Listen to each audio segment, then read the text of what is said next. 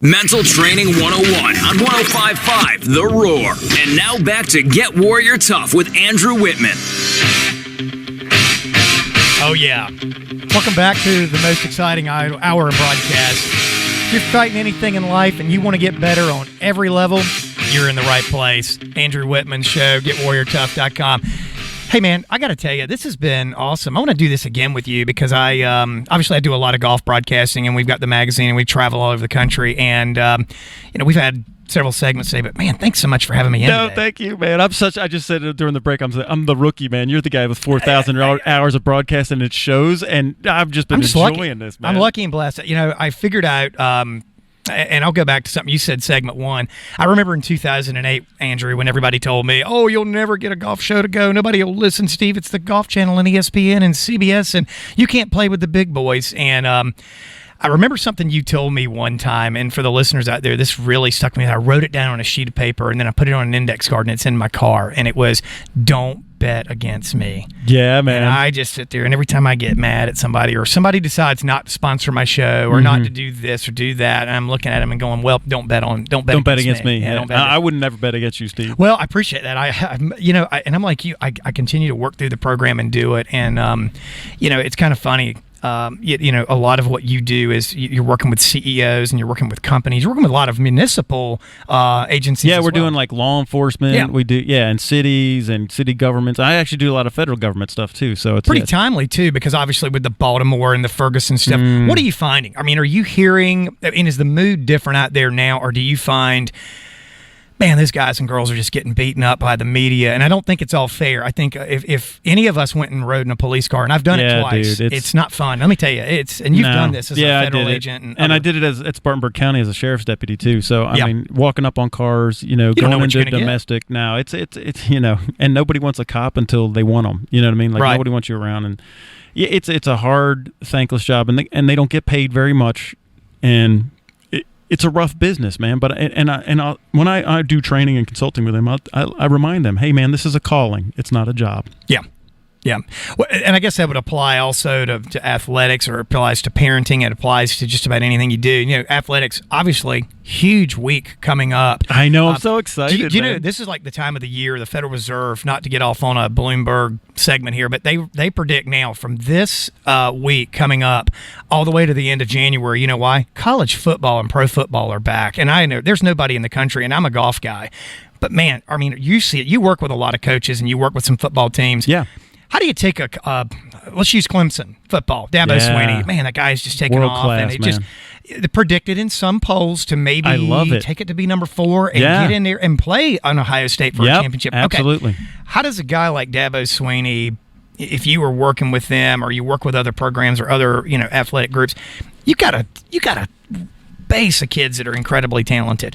Andrew, what do you do, or how do you work with somebody like that to say, hey, here's how you keep them at that high level? If you're an Urban Meyer or Dabo Swinney, or you're a Nick Saban, et cetera. I mean, I'm just throwing right, and we have to, and the very first thing in that process, and this is why all the world-class coaches, all the great coaches, the championship coaches, they don't coach with logic, they coach with emotion. Like a Lou Holtz? Is that fair? Yeah, any of those guys. If they want a world championship, man, they coach with emotion. Yeah. They find the driver, the internal driver, why those guys will do the hard thing. And again, I talked about purpose with Alan, with the sales thing. And if your purpose is big enough, so that's what you have to do, is drum up that purpose.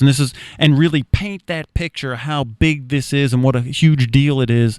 I love being part of the Clemson brand, man, because of what the university's done, what Dabo's done. I go all across the country, and I say that I'm part of, WCCP, and I'm on the Clemson Athletic Station, and man, it's just like there's so much credibility with it for what they've done, because they're doing it the right way too. You don't see the shenanigans. I'll say it like that. There's no shenanigans that are put up with at Clemson. They're actually building quality character as well as winning, and I love that's a world-class mentality, so I love that. But what they have to do is dial up the vision and say, look, we can do this, and give them that huge purpose and find out why it is that we'll do the hard thing.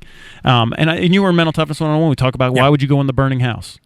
Like, what is the reason you would go into the burning house? To save the kids. It was to save the kids in the burning house thing, but but it's different for every person, because sometimes, we're not, that's someone, we don't have kids, or they're older, or but so as a world-class coach, that elite warrior, what I have to do is find out what the emotional driver is, and why you would go in to do the hard thing, and why will you do the workouts, why would you do the 2-a-days, why would you do it?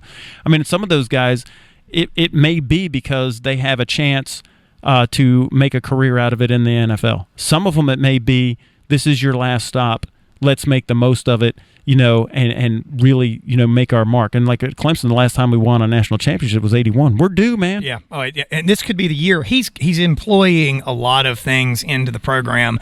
Like you mean, it's not just the players. There's a whole lot of elements that go around. Tons of stuff he's got going on, and I love everything that he's put. I mean, it's good amazing. person too. Yeah, he's a good dude. Because can I be really candid? There are some coaches out there, Andrew, I don't like. You just kind of they have that slick kind of feel to them, and they're not building a program. And you go, boy, this is going to follow you just like it was over at this program to this program to this program.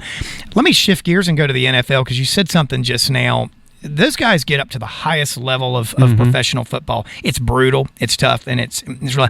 How does a guy like you mentioned the Patriots in segment 2, Bill Belichick?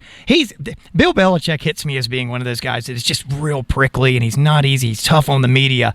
But behind the scenes, what is the thought process you think there? They all love him, man. Yeah, Tom Brady says that, even though there's some issues going on there. But his players love him, and the Kraft family loves him. They love him, and same. I mean, and it's a different approach than Pete Carroll, but his players love him. So what these guys did, these great coaches, they find an emotional driver and a connection. Yeah, and it's beyond. It's kind of like, I don't want to sound hokey, but if it's the brotherhood. Like when we're in combat, like people don't understand that I've been in combat with somebody. I know it sounds weird, but when I see them, I hug them and kiss them on the cheek. There's just such huge emotion and bond with somebody that I've been in combat with, and it's like that they build that. We've been in the trenches. I'll go in and a couple weeks ago, I had Lieutenant Colonel John Fulchetti on. He was my leadership mentor. I would literally go anywhere with that guy. If he said we're taking that hill, roger that. And he said we don't have a chance of winning, but we have to go do it. And most of us ain't coming back. I'm with you, man. We have that bond, and I said this after his show. Just listening to his voice is like a warm blanket on a cold winter day for me, because I've been through Panama with him. I was in Honduras with him and counterterrorist operations with Desert Storm with him. When he talks and I hear his voice, it's like a warm blanket on a cold, wet winter day for me, and I will go in, and I think that those world-class coaches, they foster that same exact thing, and that's why I love football, because it's controlled combat. Yeah. Well, and you mentioned Pete Carroll. Pete Carroll, completely different personality, very amiable, very likable, affable to the media. Bill Belichick couldn't care less about talking about, but yet they both get incredibly high results. What are they? Okay, and I'm not there in Foxborough or Seattle. Yeah, me either. What are things you think that go on in that locker room, or what does he do every single day? Those 2 or 3 things that just get you over the edge and make those teams produce. Yeah, no, but what I do know is that for both of them, each one of those guys had a mental toughness or a leadership coach or a character coach. Each of them had one that was taking care of this side of the thing. Not only do they have a strength and conditioning coach, they have a position coach, they have the offensive coordinator, the defensive coordinator, they have somebody that has an office. It's not just somebody who comes in and speaks once a year. They're there all the time, just like the strength and conditioning coach, walking them through this mental process as well. And and interesting thing, Urban Meyer had that. He had one for his coaches. The first year he came in for the players, it's the same guy. He brought him back, and now he said, "Coach my coaches as well." And Cordell Stewart said that he said that's why I could walk in a third-string quarterback and win 3 rings. Segue that into what you do every day. You obviously you can't go to the gym and work out one time and say, "Hey, I'm in great physical shape," or excuse me, or you can't go and say, "Well, I'm going to read one of Andrew's modules and I'm going to be fine and great." Walk through your coaching program for our listeners out there, because we've covered a lot of ground today in this show. Yeah, man. But walk through that for a listener of, hey, here's what I'm in for. Here's what's going to really make them want to not only invest the time and the energy and the heart and soul into it. You've talked about that, but what's that like? Yeah, well, so what we do is we'll come in and we do the Mental Toughness 101 that first day. It's phenomenal. It's 6 hours. It's a lot of mental work. And mental work is even more exhausting than physical work. So really 6 hours, it'll wear you out. And then we do the first segment of coaching, which is 12 weeks after that. So it's a 13-week package. People are like, why do you do 13 weeks? Like, well, that's what Marine Corps boot camp was, and it seemed like it worked for me for 13 weeks, so I'm going to go with that. They tear you down. Yeah. So after that first 6 hours, then you get when we set up the coaching, you get a homework assignment. It's about a 300 to 500 word, story that I write on a tool or a tip or whatever the subject is. You'll read that. It'll prime the pump of thought, and then you hit like 6 critical thinking questions, and then you fill out those questions. You send me back the homework, and once a week. And so I'll look at the homework, and then we get on a call. It'll be a group of us, no more than usually 20. Right. And then we're in that group, and listen, it gets personal fast, so it's a safe area. We don't, and I will break anybody's knees if they make fun of anybody or take it outside the thing. No offense, but I mean, that's just how it is. Okay, so it's like your combat example you use, combat buddies. We keep it right. Everybody's in this thing together. Yeah, we're in it together, purpose. Right? Exactly. And what goes on in the group stays in the group, and then we walk through. We do an hour coaching, and that's where the coaching is off your answers that you gave me, and then I give you a chance to articulate what you learned in the week. And this is, the Harvard studies show about learning is that we learn stuff better when we do this interval retrieval practice, and then you articulate what you learned. And when you could say it to other people, it cements it for you and it becomes real. And that's what the coaching is. That's what we do. It's building blocks. Absolutely. Is that fair to say? That's very fair. It's very foundational, and it is building blocks.